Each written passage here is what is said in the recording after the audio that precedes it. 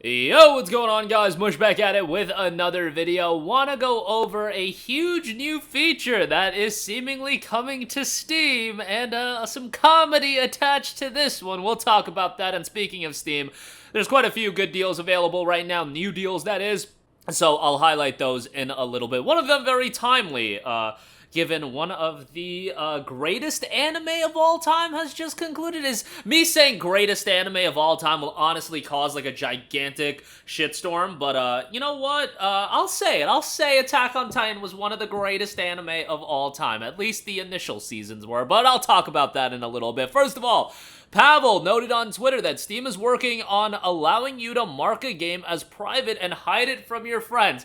Do I have to go into why this is happening or why people are gonna take advantage of it? You guys already know. I ain't gonna spell it out for you, but just go ahead and look at some of the stuff that comes out on Steam on a daily, at the very least weekly basis. I don't even know how that stuff gets greenlit. I don't even know who keeps buying it, but guess what? Now you can mark those games if you are a connoisseur of them as private. Now, obviously, when it came to Steam, you were also able to just make your account private, but that would hide everything. Now, you can make specific games private, or at least that's a feature that's going to be coming in. What will be interesting is if you label a game as private and then you start playing the game, will it show that you are playing said game? I don't know if that's the case.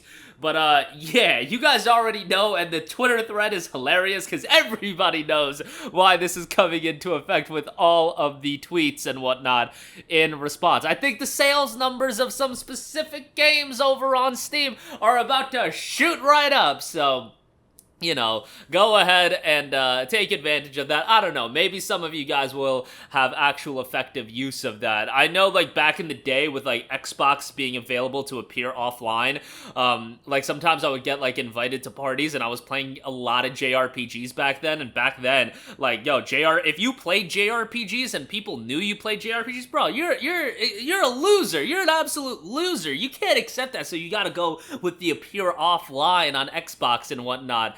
Or on PlayStation, you just had to like disconnect your entire internet connection because PlayStation 3 didn't even have that appear offline. At least I don't think it did.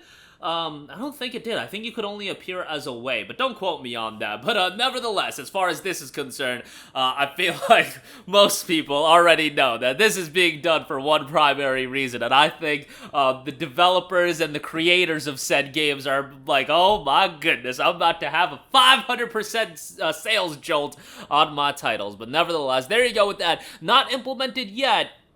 Looks like Valve is working on it, and it will be implemented in the near future. All right, moving on from that, I do want to highlight some deals that are available right now on Steam as well. Mainly, definitely want to mention Attack on Titan 2 Final Battle, 50% off for $29.99. I imagine this is going to see a little bit of a sales number increase just because Attack on Titan came to a conclusion. I've been following AOT. I got into AOT when it was airing the first season back in 2013. I obviously came in and out of it. You know, it's really hard to stay consistently following something for so long, especially as long as AOT's been airing. But literally, Attack on Titan kicked off a decade ago back in 2013. And the season 1, in my opinion, was remarkable. Like, excellent. And I remember season 1 of Attack on Titan literally introducing that to people who hated anime, hated, you know, JRPGs like I mentioned, and it got them more into at least giving the Japanese titles, Japanese anime. I mean, anime in general is Japanese, but you get the idea. Giving all that stuff a shot, and then, you know, a year later, I introduced a whole other group of friends into it that weren't as adverse to anime and whatnot, and they got super into it. Attack on Titan is just such a great gateway anime. I know a lot of people point towards stuff like Full Metal Alchemist, and I think Attack on Titan's even better than that, to be perfectly honest. Like, if you want to get somebody into anime that has never watched anime, I think AOT is like one of the best options, especially because, yo, you watch episode 1, and that's gonna hook you right off the bat. Obviously, there's other anime as well, like Death Note, I think, is a pretty strong gateway anime as well, but This game itself, done by Tecmo Koei, does a pretty good job of utilizing like the maneuver gear and implementing that into a game.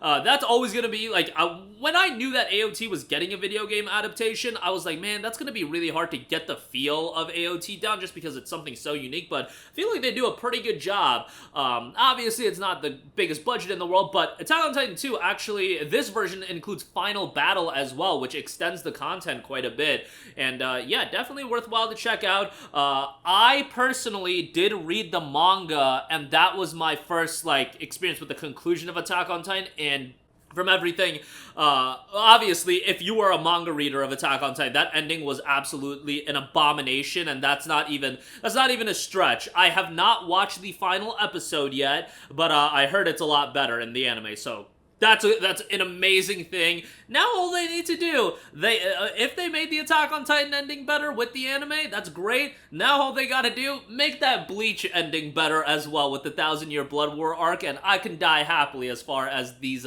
great anime having a satisfying conclusion. I mean, when you look at a lot of anime, Fullmetal Alchemist had a great conclusion, Code Geass had a great conclusion, but then I look at stuff like Death Note that was like, man, that second half of Death Note was absolutely a train wreck, and then Attack on Titan from a manga standpoint, I thought was terrible, and Naruto, I thought totally fumbled the bag with the end portion of Shippuden. I just thought it was terrible, terrible stuff there. But, nevertheless, tangent over, check out the game, it's $30. We got chapters in these videos now, so you can skip my diatribe. Speaking of anime, Dragon Ball Z Kakarot, the deluxe edition, is 77% off for $19.54. Really enjoyed this game. I mean, it's another way to experience the Dragon Ball Z story. And the deluxe edition does include the first season pass. The first season pass, the main piece of content, is you get the alternate timeline Trunks content. You know, Trunks, future Gohan versus the androids and all that stuff, which is pretty good. The game itself does have some glaring omissions. Like, it totally skips the Cell and Trunks fight. I thought that was one of the most glaring omissions in this entire game, but they totally skipped over that. And that was like the fight where like Trunks had like the 3-episode power-up sequence into Super Trunks, and like, yeah, like Super Trunks literally got addicted to bulking, and he was too slow. Like, that was literally the story of DBZ when it came to Cell versus Trunks. It's kind of funny, like, going back and watching that, and it was like, yo, my guy literally just got too into bulking. Like, he just wanted to put on as much muscle mass as possible, and then Goku had to come in and be like, yo, bro, going this much into bulking probably ain't gonna do that well, especially in combat. I just thought that was hilarious.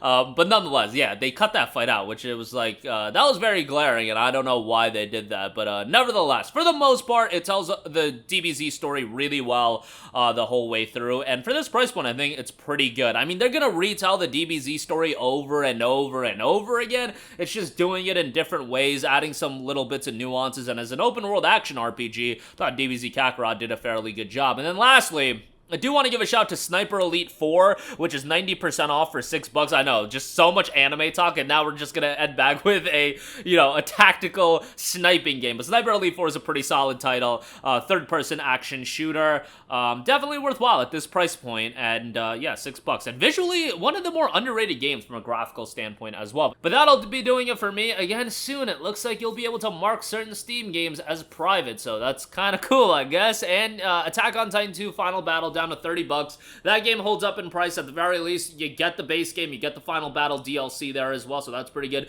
DBZ Kakarot, available digital deluxe at 19 and change, which is pretty good, and Sniper Elite 4 down to $6. But that'll do it for me. Let me know all of your thoughts in the comments section down below. As always, thanks for watching, and I will catch you guys in the next one. Peace out.